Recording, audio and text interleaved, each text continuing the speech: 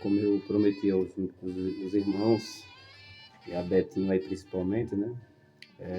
Hoje eu vou iniciar uma série de estudos bíblicos para ajudar os nossos irmãos nessa caminhada de fé, né? A intenção é alcançar os irmãos da nossa denominação, da nossa igreja, né? Mas se de repente alguma pessoa que faz parte do corpo de Cristo deseja aprender a palavra, deseja ser alcançado pelo poder de Deus, né, e aprender um pouco mais da sua palavra, você pode compartilhar aí esse vídeo. O meu esforço vai ser em reduzir o máximo para que o vídeo não fique longo, né? Porém, eu tenho a consciência de que as pessoas que amam a palavra deveriam reservar um tempo e se esforçar um pouco para ouvir, não importa quanto tempo for, o estudo da palavra de Deus, seja eu ou seja qualquer um outro pastor sério que esteja predicando a palavra a vós outros. Então, nós iremos iniciar essa série com uma matéria de muita importância, principalmente para aqueles que estão iniciando na fé, né? Mas também para aqueles que já têm muito tempo servindo a Jesus. A nossa matéria é pautada, claro, obviamente, no texto bíblico, né, no que a Bíblia fala sobre a nossa justificação diante de Deus, né? Biblicamente falando, chamamos de justificação pela fé, tá certo? O que seria isso? Eu vou fazer uma síntese e logo após nós iremos ler versículo por versículo, mas para não ficarmos pautados somente nas palavras, nas nossas palavras, nós iremos ler Romanos, capítulo de número 5, e aí nós iremos ter um vislumbre maior e melhor, e um embasamento maior do que quer dizer esse assunto, justificação pela fé, né? Carta de Paulo aos Romanos, Bíblia Sagrada, lá em Romanos, capítulo de número 5. Romanos, capítulo de número 5. O versículo é o versículo de número 1, que diz assim: Justificados, pois, mediante a fé, temos paz com Deus, por meio do nosso Senhor Jesus Cristo. Perceba aqui que esse assunto é o assunto mais relevante de toda a Bíblia Sagrada. Justificados, não está dizendo seremos justificados, está dizendo que somos, né? Justificados é uma coisa que já está sentenciada, já aconteceu, está sacramentado, que nós somos justificados, pois mediante a fé, certo? E por causa dessa justificação que vem por meio da fé, nós temos paz com Deus, por meio do nosso Senhor e Salvador, Jesus Cristo. Romanos, capítulo 5. Mas nós vamos ver que em toda a carta de Paulo aos Romanos, né, essa inspiração divina, nós vamos ver que esse assunto ele é pertinente. E o que seria a justificação? Justificação é um assunto muito abrangente, mas nós entendemos, né, que é o ato de Jesus ter assumido a nossa culpa, para nos tornar inocentes diante de Deus. Jesus assumiu a nossa culpa, o nosso lugar, era para nós estarmos agora, por conta da nossa natureza pecaminosa, né? E era para estarmos agora sentenciados ao inferno. Era para estarmos agora condição de inimigos de Deus, porque é isso que todo aquele que não aceitam a Jesus, né, ele se encontra como inimigo de Deus. Por quê? Porque a natureza do pecador, ela ofende. Eu estou usando termos um pouco mais chulos, né, digamos assim, termos simples, para que todos entendam. Mas não vou fugir em nenhum momento da realidade bíblica. Então, o homem com o seu pecado, ele ofende a Deus.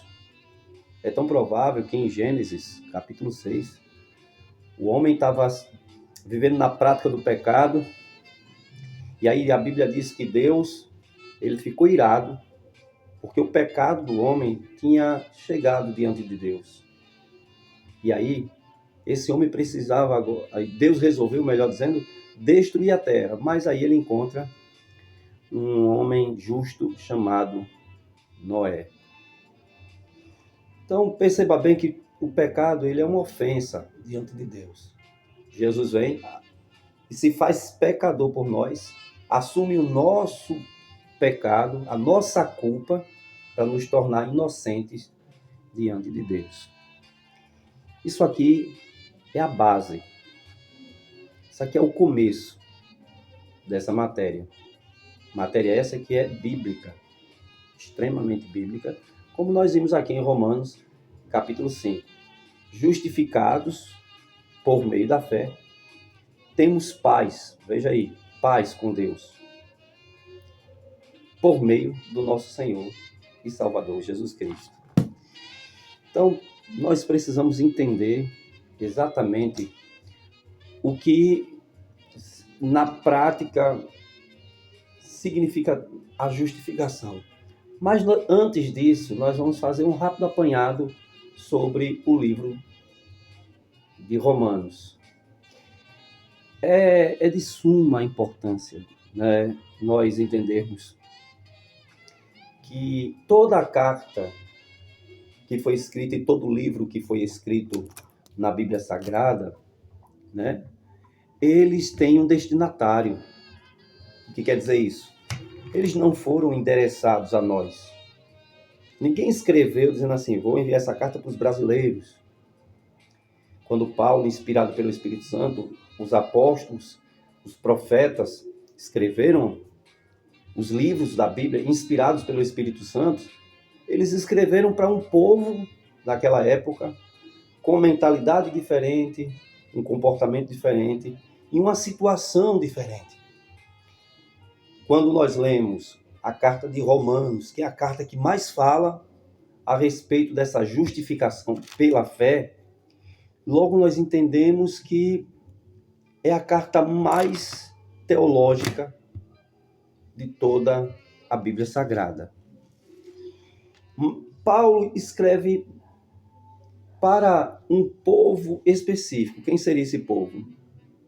Seria, primeiro, os judeus, que estavam vivendo ali em Roma.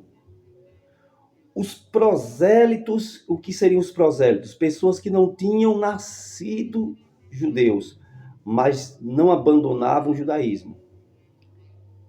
Faziam todas as práticas dos judeus. Esses são os prosélitos, né? Quando você ouvir falar de proselitistas, tem a ver com isso, né? Pessoas que não tinham nascido judeus, mas que praticavam as práticas judaicas.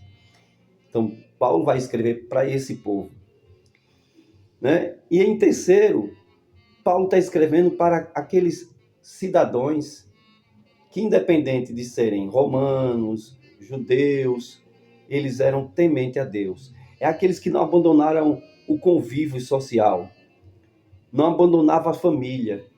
Estes eram aquele povo a quem Paulo trabalhava, com quem Paulo trabalhava. Aqueles que temiam a Deus. Então vamos lá, recapitulando. A carta de Romanos foi escrita para judeus, que são os judeus radicais, aqueles que não abandonavam a lei de Moisés, né? Os preceitos da lei, e eles não queriam saber, né, do evangelho de Jesus, para ficar fácil. E os prosélitos são aqueles que nasceram de outras nações, não nasceram judeus, mas que praticavam as coisas dos judeus, né? Todo aquele rito da lei. E em terceiro lugar, Paulo escreve para pessoas que temiam a Deus. Então, nós estamos diante de um texto, ou diante de uma carta, que traz toda essa complexidade em razão, né, de que havia um povo ali necessitado de conhecimento da graça de Deus. Vamos contextualizar agora para não ficar maçante o estudo aqui. Nos dias atuais, também, a nossa sociedade, ela se enquadra nisso aqui, né? Por isso que a Bíblia ela é atual, ela não precisa ser atualizada. A Bíblia, para você entender, ela é atemporal. O que quer dizer isso? Em todas as épocas, em todos os tempos, em todas as datas, ela traz a verdade, ela traz a verdade que se enquadra em todas as situações da vida do ser humano, independente do ano, do mês em que esse ser humano se encontra. Hoje, existem ainda pessoas que estão agarradas à religião, né? Tipo os judeus radicais. Existem crentes radicais, existem católicos radicais, existem cristãos espíritas radicais. O radicalismo se encontra na sua religiosidade. Eles não abrem mão disso e acabam desconhecendo a graça de Deus justificadora, né? O sacrifício de Jesus na cruz que nos justificou, né? E eles acabam colocando o seu radicalismo religioso acima da graça de Deus. E aí você pode pensar em inúmeras pessoas ou inúmeras denominações que são radicais nesse sentido. Os prosélitos, por exemplo, são aquelas pessoas que hoje, eu entendo que nascem em uma determinada religião e ficam seguindo os padrões familiares dentro daquela religião e diz assim, meu avô foi, minha avó foi, eu também serei. Então, são os prosélitos de hoje. Mas existe também uma terceira classe de pessoas, que são aquelas pessoas, e essa você tem que prestar bem atenção, porque são aquelas pessoas crentes, temente a Deus, que precisam conhecer a graça de Deus. Olha o que a Bíblia diz lá em 1 de Timóteo, primeira carta de Paulo a Timóteo, se você puder me acompanhar aí. Irmãos, eu aprendi uma coisa importante. Não adianta tantos versículos, né? Se você não consegue guardar um no seu coração. Então vamos devagar, né? Vamos devagar. Timóteo, segunda carta de Paulo a Timóteo, né? Deixa eu ver se é isso aqui mesmo. Na primeira carta de Paulo a Timóteo, porque aqui vai ser tudo assim. Versículo 4. Primeira carta de Paulo a Timóteo, capítulo 2, versículo 4. Diz assim. Vou começar do versículo de número 3. Isto é bom e aceitável diante de Deus, o nosso Salvador, o qual deseja, nosso Salvador, deseja que todos os homens sejam salvos. Esse é o desejo de Deus, que todas as pessoas sejam salvas. Está aqui, 1 Timóteo, capítulo 2, versículo 4.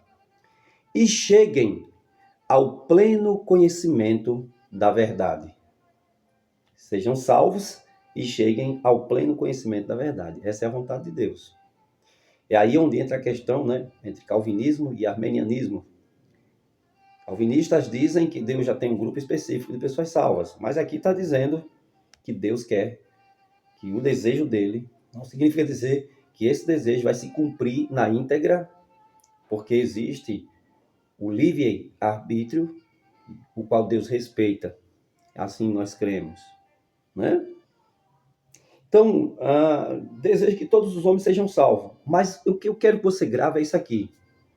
E cheguem ao pleno conhecimento da verdade. Esse é o desejo de Deus. Que aí os salvos tenham pleno conhecimento da verdade. Coisa linda isso, né? Então, existem pessoas que são salvas, mas que têm um conhecimento raso.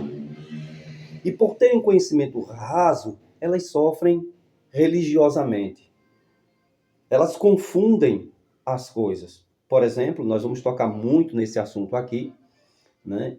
Aqui é só a introdução do nosso estudo, né? Então, tem muita gente que sofre por não entender o que é justificação. São pessoas boas, temente a Deus, mas que ainda estão lutando para serem salvas. Não, eu estou lutando pela minha salvação. Eu estou lutando por minha salvação. Quem lutou pela sua salvação foi Jesus. E ele já conquistou para você. Tá certo?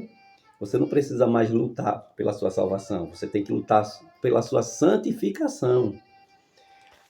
Para você ficar em paz, vamos ler João, capítulo 5, versículo 24. São as palavras de Jesus. Eu leio muito esse texto, justamente em culto fúnebre. Diz assim, João 5, 24. Olha o que Jesus está dizendo. Em verdade vos digo. Quem ouve as minhas palavras e crê naquele que me enviou, tem a vida eterna. Não entra em juízo, não entra em condenação, mas passou da morte para a vida.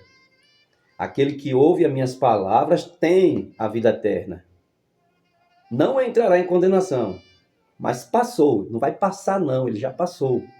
Só porque creu em Jesus e entregou a vida a Jesus. Ah, então significa dizer que agora não precisa obedecer? Todo aquele que aceitou Jesus de coração, ele vai ser impelido por essa fé, por esse amor, a obedecer. O Espírito do Senhor vai ajudá-lo. Porque a Bíblia diz que, em Romanos capítulo 8, que o Espírito Santo ele nos ajuda em nossas fraquezas. Então, fique atento, porque nós vamos estar aprendendo muitas coisas boas a respeito do que significa justificação. Você não vai ser justificado, você já é justificado, tá bom? Deus abençoe.